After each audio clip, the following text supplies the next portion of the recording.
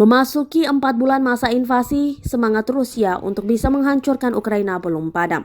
Bahkan kabarnya Rusia akan meluncurkan nuklir Armageddon untuk menghancurkan 40 negara NATO. Paris, Berlin, dan London dipastikan akan hancur ketika nuklir tersebut diluncurkan. Juru bicara Kremlin Alexander Zlatkov mengatakan skema peluncuran nuklir sudah disiapkan. Para neonazi atau sayap kanan Ukraina dipastikan musnah.